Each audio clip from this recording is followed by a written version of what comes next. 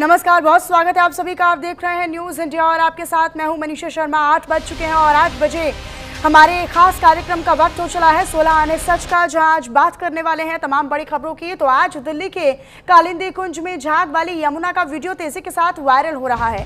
कालिंदी कुंज घाट पर चारों तरफ झाग ही झाग दिख रहे हैं। क्या इस जहरीले झाग वाले पानी में दिल्ली वाले त्योहार मना पाएंगे? क्या यमुना मैया की सफाई में भी सब गोलमाल है? कहां है बीजेपी की 4 इंजन की सरकार, 4 इंजन की सरकार? हरियाणा, यूपी और दिल्ली सब जगह बीजेपी है। फिर क्यों यमुना में चारों तरफ झाग ही झाग दिख रहा है? ये बड़ा सवाल है। यमुना जी को 3 महीने में साफ करने के दावा करने वाले लोग, बात करने वाले लोग, कहीं अब इस वीडियो में दिख रहे जहरीले झाग को स्नोफॉल ना बताने लगे। वादे बड़े बड़े, दावे बड़े बड़े, नतीजे सिर्फ झाग। इन तस्वीरों की तरह स्वच्छ और निर्मल यमुना केवल एक लक्ष्य नहीं बल्कि दिल्ली में बीजेपी सरकार का बड़ा संकल्प भी था। लेकिन क्या हुआ? केजरीवाल को यमुना का श्राप लगा है। बताने वाले लोग कहां गए? क्या महज फोटो वीडियो बनाने के लिए मशीनें चलाई गई थी? अभी भी नाले यमुना में गिर रहे हैं।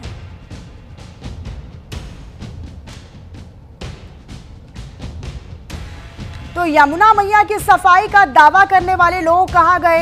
हालांकि अब तो कहा जाता है 4 इंजन की सरकार, लेकिन कहां है 4 इंजन की सरकार?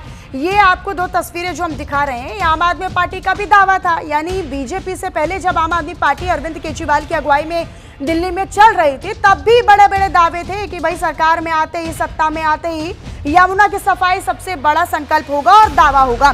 लेकिन दूसरी तरफ जब बीजेपी आती है, बीजेपी का भी दावा यही होता है कि भाई अब तो हम हर जगह हैं, सेंटर से लेकर राज्य में भी हम हैं, यूपी में भी हम हैं, हरियाणा में भी हम हैं। अब सवाल यही है कि हम करने वाले या फिर ये इतना दम भरने वाले लोग अब कहाँ हैं? शुरुआत में सीएम रेखा गुप्ता को भी बड़ी सक्रियता के साथ देखा गया था, यमुना का दौरा करते हुए, झाग का जायजा लेते हुए, और ये बड़े बड़े बोल बोले गए थे कि भाई हमारे आते ही 3 महीने में हम करेंगे यमुना साफ और झागों का बिल्कुल शून्य, हम जो पूरा आंकड़ा वो कर देंगे। लेकिन अब सवाल ये है कि वो दावे हवा हवाई हैं। वो जो दावे हैं वो इन झाग में तब्दील हो चुके हैं बिल्कुल, और बहते जा रहे हैं, बहते जा रहे हैं, लेकिन अमल में कुछ नहीं हो रहा है। पंकज लगातार मेरे साथ बने हुए, पंकज का रुख कर लेती हूँ। पंकज, दावे हवा हवाई हैं। इससे पहले यमुना को लेकर, यमुना की सफाई को लेकर सरकारों ने बहुत सारे दावे किए, जनता को लुभाने के लिए, जनता को विश्वास में लाने के लिए अरविंद केजरीवाल ने भी खूब दावे किए थे, और बड़े बोल तो बीजेपी ने भी खूब बोले। लेकिन झाग की तरह ये जो दावे हैं वो बहते हुए नजर आ रहे हैं। कहां गए वो लोग, कहां गई वो सफाई? बिल्कुल बेशक। देखिए तस्वीरें अगर आप देखेंगे पिछले साल की, जब छठ पूजा तब बीजेपी के तमाम सांसद और नेता वो यमुना घाट तमाम जगह पहुंचे थे और साफ सफाई का काम करते थे और यमुना को साफ करते थे। लेकिन अब इस बार इस तरह की स्थिति नजर नहीं आ रही है। और दूसरी तरफ यह है कि महत्वपूर्ण बात है कि लगातार प्रयास करने के बाद भी इस तरह की स्थितियां नहीं दिख रही है, और कोई भी बड़ा नेता या सरकार की तरफ से कोई नुमाइंदा जो वहां नजर नहीं आ रहा है जो साफ सफाई का कार्य करता नजर आ रहा है।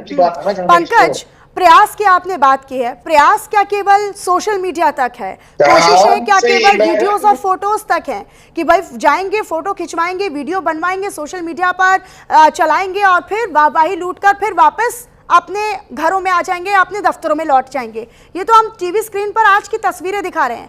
आने वाले समय में त्योहार भी है, छठ पूजा भी है, लेकिन त्योहार से पहले दिल्ली की ये बद अवस्था, यमुना की ये बद अवस्था, ये बहुत सारे सवाल पैदा करती है सरकार के ऊपर। पंकज, बिल्कुल लगातार सरकार जब सत्ता में सफाई करेंगे, हम एक काम करेंगे, लेकिन जब सरकार की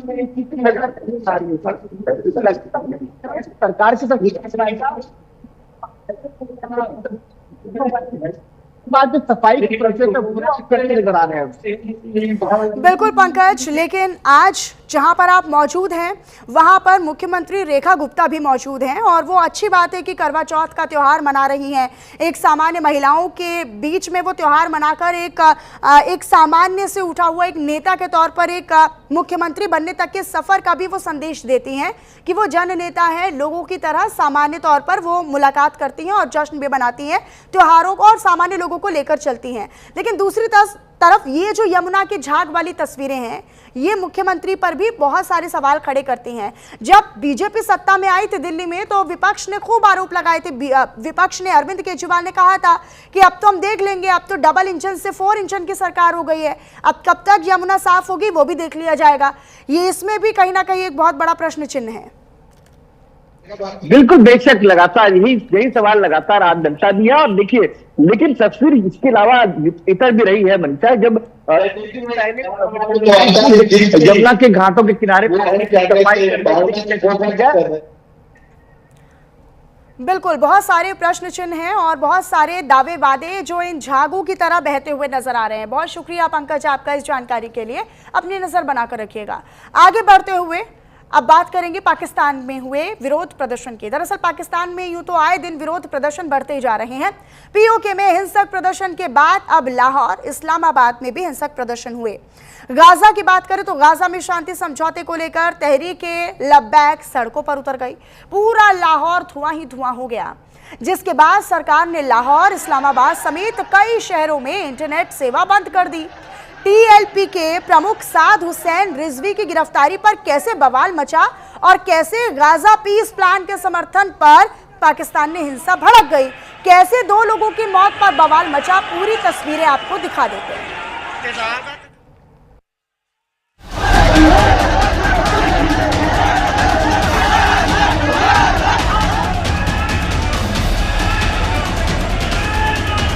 तेजाब फेंका गया है, तेजाब।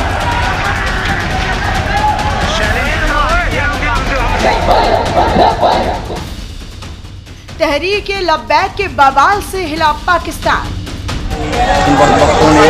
मेट्रो ऑरेंज ट्रेन के ऊपर चढ़े हुए हैं। लब्बैक का पाक सेना और सरकार के खिलाफ भयंकर प्रदर्शन।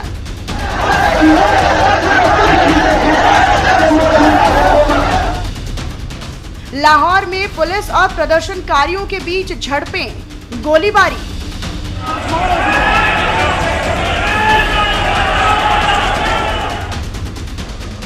पाकिस्तान में इजराइल के खिलाफ प्रदर्शन में बवाल।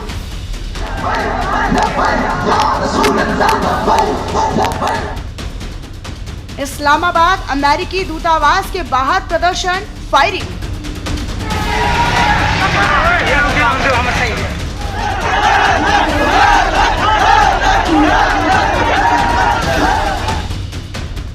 लाहौर की आग इस्लामाबाद तक पहुंची, इंटरनेट बंद, भारी बवाल। इन तस्वीरों को देखने से लगता है कि शहबाज शरीफ और आसिम मुनीर से पाकिस्तान संभल नहीं रहा।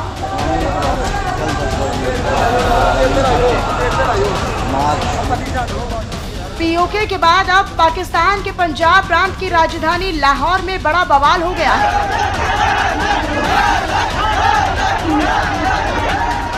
लाहौर में तहरीक-ए-लब्बैक पाकिस्तान के कार्यकर्ताओं और पुलिस के बीच भारी हिंसा भड़क उठी है। प्रदर्शनकारियों का आरोप है कि पुलिस ने बिना चेतावनी के गोलीबारी की, जिसमें कई लोग गंभीर रूप से घायल हुए।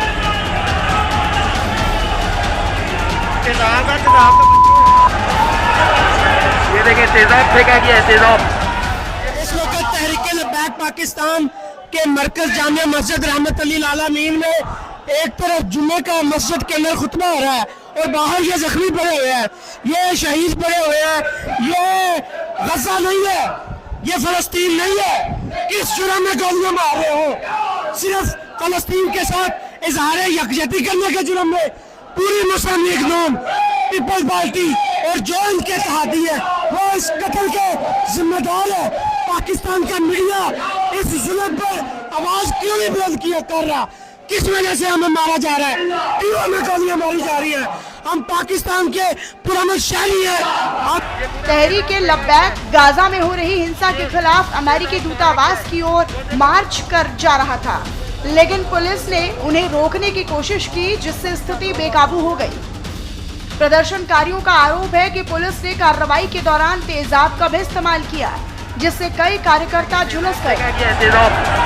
ये पूरा तेजाब फेंका गया है, ये तेजाब मारा गया है। वो देखो तहरीक लब्बैक के कारकुनों पर लाहौर में गोली चलाई गई और अभी आधा घंटा पहले कराची में सुन्नी उलमा काउंसिल के नौजवान मौलाना अनस पर गोली चलाई गई।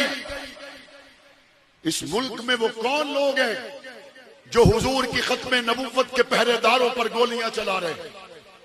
ये कौन लोग हैं जो मासूम बच्चों को यतीम कर रहे हैं? ये कौन लोग हैं? और बंदे भी सोचने ओ जी सिर्फ तुसा ही लगनी है गोली, और किसे आनी लगनी? बॉर्डर से जेड़े फौजी खलते होने। इतना ही नहीं, बल्कि लाहौर में तहरीक लब्बैक के चीफ की गिरफ्तारी को लेकर भी हालात बिगड़ गए। देखिए कैसे कट्टरपंथियों ने पत्थरों और लोहे की छड़ों से पाकिस्तानी पुलिस पर हमला किया। पाकिस्तान के लाहौर शहर में हिंसा ऐसे भड़क उठी कि हर जगह बवाल ही बवाल दिखा। दरअसल लाहौर पुलिस ने तहरीक लब्बैक के मुख्यालय पर छापा मारा था। ये कार्रवाई टीएलपी प्रमुख साद रिजवी को गिरफ्तार करने की कोशिश में की गई, ताकि किसी बवाल से बचा जा सके। इसी दौरान टीएलपी समर्थकों ने पुलिस पर हमला बोल दिया। इसमें कई पुलिस कांस्टेबल घायल हो गए। हालात काबू करने के लिए पुलिस को आंसू गैस के गोले भी दागने पड़े, जिसने आग में घी डालने का काम किया और पूरा लाहौर धुआं हो गया। मेट्रो ऑरेंज ट्रेन के आपको बता दें कि ये विरोध प्रदर्शन हमास और इजराइल द्वारा डोनाल्ड ट्रंप की मध्यस्थता में युद्ध विराम पर सहमति जताए जाने के बाद किया गया। दरअसल एक तरफ पाकिस्तान सरकार इजराइल पर फिलिस्तीनी मुस्लिमों के नरसंहार का आरोप लगाती है और खुद को इस्लामी जगत के साथ जोड़ती है, तो वहीं दूसरी तरफ वही सरकार इजराइल के खिलाफ प्रदर्शन करने वाले टीएलपी पर सख्ती बरत रही है, जिससे तहरीक लब्बैक भड़की हुई है। ये तेजाब मारा गया है, वो देखो तेजाब मार रहे, वो तेजाब मार। लाहौर में जुमे की नमाज के दौरान हजारों नमाजियों को संबोधित करते हुए टीएलपी प्रमुख साद रिजवी ने प्रदर्शन की घोषणा करते हुए कहा कि अब हम लाहौर से इस्लामाबाद स्थित अमेरिकी दूतावास तक मार्च करेंगे। इससे पूरे लाहौर में बवाल मच गया। लाहौर इस्लामाबाद से लगभग 350 किलोमीटर की दूरी पर है। प्रदर्शनकारियों को इस्लामाबाद में घुसने से रोकने के लिए मुख्य मोटरवे, हाईवे और इस्लामाबाद की ओर जाने वाली सड़कों पर शिपिंग कंटेनर रख दिए गए हैं। प्रधानमंत्री शहबाज शरीफ की सरकार ने इस्लामाबाद और रावलपिंडी में मोबाइल इंटरनेट सेवा बंद कर दी है। कट्टरपंथी तहरीक लब्बैक ने बयान में ये भी साफ किया कि 2 समर्थक मारे गए हैं और 50 अन्य लोग घायल हैं।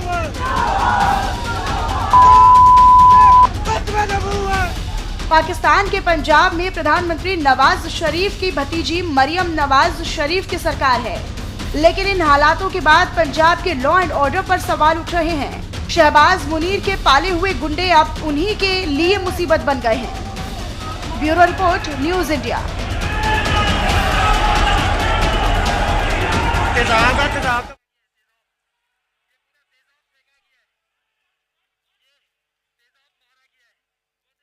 तो जोधपुर के ओसिया के सामराऊ में एक प्रेम विवाह का मामला इन दिनों सोशल मीडिया पर वायरल है। देखिए कि कैसे लड़की पुलिस सुरक्षा के बीच अपने प्रेमी के साथ घर छोड़ती दिखाई दे रही है, तो वहीं दूसरी तरफ उसकी मां रोते बिलखते हुए उसे रोकने की कोशिश करती हुई नजर आ रही है। ये तस्वीरें भी आपको दिखा रहे हैं। बेटी की इस बेरुखी और पुलिस की मौजूदगी ने वीडियो को और ज्यादा संवेदनशील बना दिया है। इधर जानकारी के अनुसार लड़की ने परिवार की मर्जी के खिलाफ प्रेमी के साथ विवाह करने का फैसला लिया और सुरक्षा के मद्देनजर पुलिस से संरक्षण मांगा, यानी सुरक्षा मांगी। पुलिस ने एहतियातन युवती को सुरक्षा प्रदान की ताकि कोई अप्रिय घटना न हो सके। वीडियो सामने आने के बाद से ये पूरा मामला अब पूरे जोधपुर जिले में चर्चा का विषय बना हुआ है। स्थानीय लोगों के मुताबिक बात की जाए तो युवती के इस कदम से परिजन आहत हैं, नाराज भी हैं। तो वहीं समाज के इस कई तबकों में ये बहस भी छिड़ी है कि प्रेम विवाह की बढ़ती प्रवृत्ति से परिवारों में टकराव भी बढ़ता जा रहा है। पुलिस का कहना है कि युवती बालिग है और उसकी इच्छा के अनुसार कानूनी प्रक्रिया अपनाई गई है। तो वहीं दूसरी ओर इस पूरे घटनाक्रम ने एक बार फिर से समाज में प्रेम विवाह को लेकर चली आ रही मानसिकता और फिर पारिवारिक संघर्षों पर गंभीर सवाल खड़े कर दिए हैं।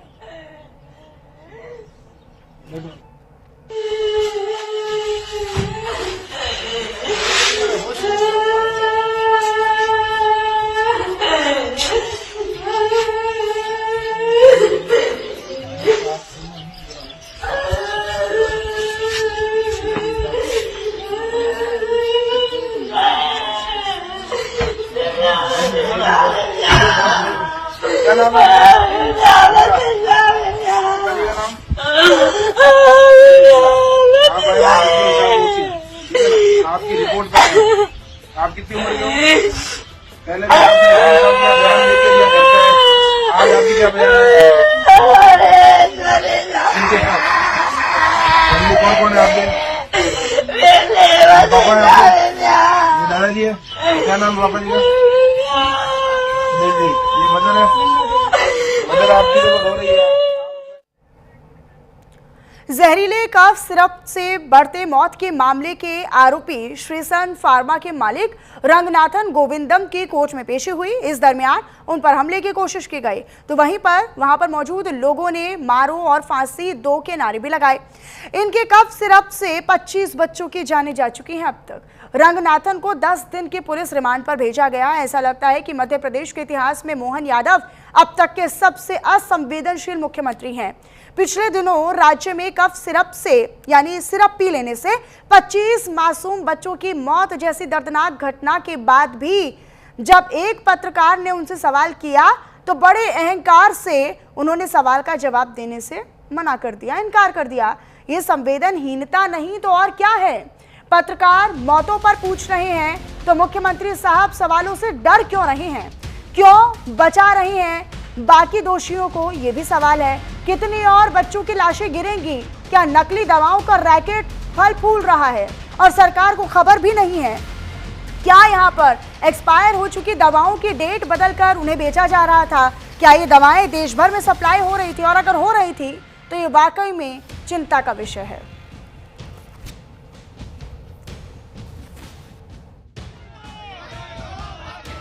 ये हत्यारी सरकार है।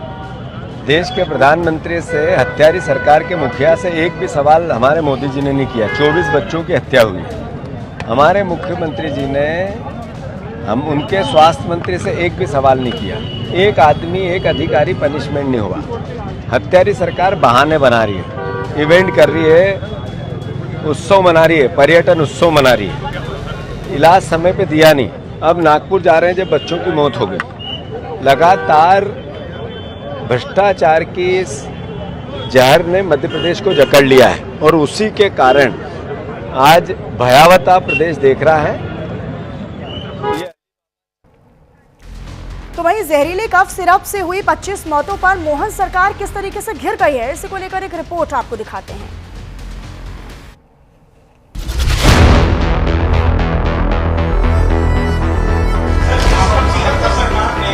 अरे भाई ये हो गया ना भी, कल की बात अब आज मत लाओ, आज की बात करो ना यार। कल की बात अब आज मत लाओ, आज की बात करो ना यार। देखो मेरी बात तो सुनो भाई, तुम तो समझदार हो। मैंने कल आज वहां जाकर के जितनी प्रकार से हो सकता वो सब करा है। हम आज अपने पूरे दिन की बात करें, आप बात मान के चलिएगा। ये शर्मनाक है मुख्यमंत्री साहब।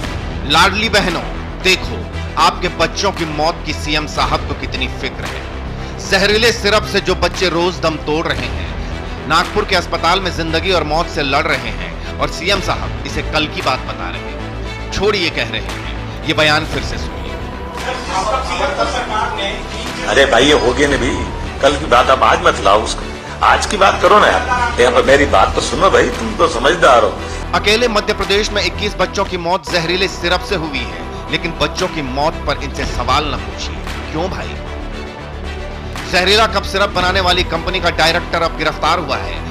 एमपीएसआईटी ने रंगनाथन को चेन्नई से पकड़ा है। जी रंगनाथन श्रीसन फार्मा का डायरेक्टर है। इन्हीं की कंपनी ने कोल्ड ड्रिप कफ सिरप को बनाया है, जिससे इतने बच्चों की मौत हुई है। डाई एथिलीन ग्लाइकोल यानी डीईजी नामक जहरीला केमिकल था, जिसके कारण बच्चों की किडनी फेल हो गई थी।